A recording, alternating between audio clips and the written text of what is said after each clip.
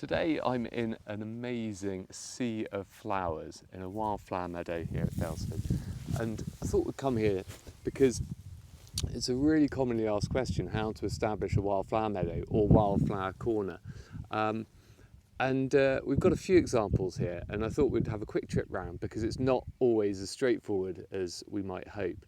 And if you're driving around the hedgerows and the farm at the moment and you've intentionally put in some wildflower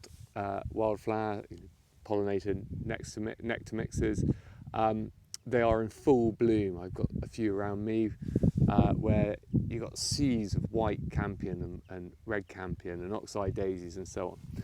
This one here is quite an interesting one because it's on very poor soil, typical Cotswold brash, thin soils, and that's really an easy starting place because there's not a lot of fertility in the ground. There's been no improvement to this grassland here ever, and so if there's no nitrogen in the ground, no fertility, the common grass species don't outcompete the floral diversity you're after. In here we've also got a real friend of the wildflower meadow, and that is this yellow rattle. It's called yellow rattle because when the seed dries you can hear it rattle. It's like a baby's rattle.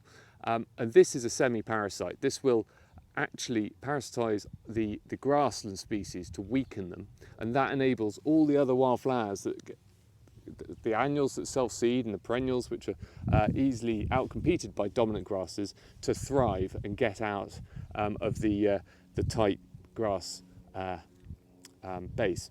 And so the other thing with this meadow is that it's made up of lots of non-dominant grass species like the fescues and timothy and so on, and bent, and those are all excellent for coexisting with the wildflowers you're after. We've got lots and lots of oxeye daisies, and see some. In a few weeks' time, we'll have some cornflowers coming through. This is a sea of orchids as well. It's a lovely wildflower meadow that's in full bloom at the moment. We'll go and have a look at a couple of other examples of different situations and how we've achieved a bit of a display there. This example is more part of the rotation of the farm here. It's always been pasture and pretty poor soil. But this has actually had some seed drilled into it.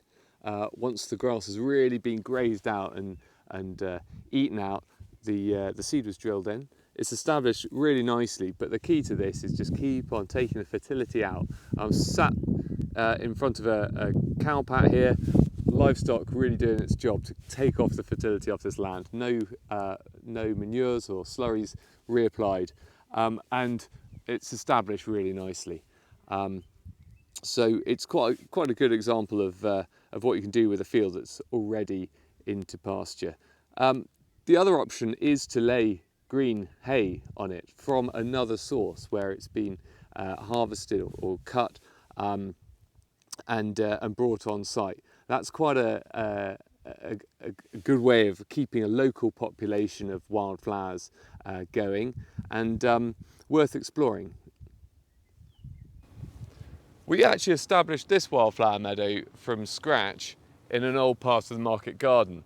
That part of the market garden had been really enriched with compost and manures, and the fertility was right up there. And unfortunately, it had also been planted with a load of Jerusalem artichokes. And I don't know if you've ever tried to get rid of Jerusalem artichokes from your garden. It's quite difficult if they really like it, and they certainly did here. But over time, once we had created a bit of a tilth and drilled it with the seed, we just had to keep on mowing those Jerusalem artichokes out. And that's the way you do it if you had a really invasive weed problem. You just got to keep on mowing it out. We're organic here, so we haven't used glyphosate. And on organic farms, you do have that greater herbal wildflower diversity as a result of not using glyphosate. So we used the lawnmower in this instance and kept on mowing it out. And now we don't have the full spectrum that we initially planted, but a lot of them have done really well. So we've got vetches, we've got a lot of napweed, ragged robin, which is coming up around a slightly wetter area, We've got lots of plantain, which does well, and then white campion, red campion. There's field scabious around, oxeye daisies, and then lots of different grass species as well. So, you know, it can still be done in a high nutrient situation. Every year we don't have livestock on here. Every year we mow it and take those mowings off. I should have said that the first location we were at, in that lovely, beautiful wildflower meadow with all the oxeye daisies, we do that there as well. We don't have livestock on it, so it gets mown and then those mowings taken off to deplete the soil of its nutrients. So, you know, this is an orchard setting. We want a bit of fertility for these apple trees as well. So it's not the end of the world to try and establish a wildflower meadow in a high nutrient setting, but you won't get the full spectrum and full diversity that you might have hoped for from the seed packet, but good luck. This is a really interesting example of maybe how not to establish a wildflower meadow if you want quick results. But if you're in it for the long run, persist and it will work out. We created this bund down at the wetland by banking up a heap of spoils and then profiling it here to retain water in this ditch. And what we're left with here was a whole load of subsoil. And that is low in nutrient value. It doesn't have the fertility to allow dominant grasses to get a hold. And so we broadcast seeded a whole load of wildflower meadow mix and hope for the best. Unfortunately, it became a sea of docks and thistles, which is everyone's worst nightmare and fear when establishing a wildflower meadow. But for one reason or another, we just let it go. This is known as the wilderness wetland around these parts, and that gave us license just to let it go, see what would happen. We still graze it, as I mentioned in other videos, quite frequently with in the summer and autumn, occasionally top it as well. So we've been taking the nutrient away, and slowly but surely the dock leaves have actually really started to disappear. You can see them still around and about, and the thistles have been kept on top of. And what we've got coming up instead is ragged robin, it's the oxeye daisies, there's evidence here of the cowslips that were here, and this was a sea of cowslips. It was wonderful. You got some of those things that are synonymous with wetter pastures, like the cuckoo flower, the ragged robin, of course. There's plantain, there's meadow bed straw, there's all sorts of things, lots of buttercup, of course, clovers, and some of these are established naturally, but others have established from that original seed bank we would have broadcast down here some time ago. That would have been 12 years ago, and this year it's really, I think, started to get a hold of the wildflowers here. And there's been one mechanism that's enabled that beyond the annual grazing and the occasional topping, and that has been a flock of about a dozen Canada geese. Now they are an absolute nuisance down here. They make a complete mess in the winter, and they bully the other duck species and so on. But if there's one conservation benefit of them, it's the fact they've just mown out all the dominant grasses, and I think quite a lot of the dock leaves as well, and enabled some of these less dominant seeds to establish and get a hold. So I'm quite happy with that.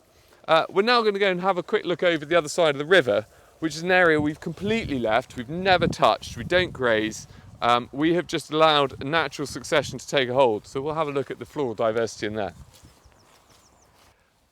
An often asked question is what happens if you just let land go and go to wilderness, proper wilding. And that is the little experiment we've got going on here. Behind you there is a river, and behind me there is a railway line, and that keeps this pretty stock-proof and uninhabited by livestock or people. We don't really tend to come over here, so it's a lovely little bit of wild corner. You'll see there's not a lot of flowering plants. This has been wild for about 12 years. The only grazing is roe deer and muntjac deer and rabbits, but the rabbits haven't really got a hold here, and so we don't really have that close grazing which would have enabled the wildflower meadow the wildflowers to come through. But later in the season you will start to see some flowers. We've got napweed coming there. I saw some meadow sweet down here. This is boggy, it's down by the river, it's boggy ground, that's where the meadow sweet comes into its own. And we've got some teasel here, so wonderful bird food there later in the year.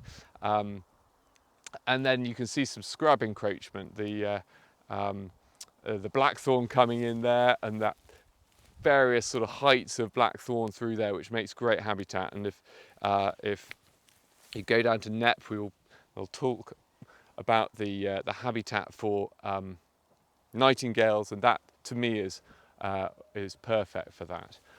But it's interesting that we haven't really got the wildflowers coming for this sort of early summer, late spring flush of nectar and pollen, and maybe it'll come over time as the grazing pressure from the deer starts to get a hold, but not yet. I hope that's given some inspiration as to different approaches to establishing wildflower meadows and getting that sort of pollen and nectar mix going on your farms and garden corners and so on. There's loads of different ways of doing it, so the best of luck.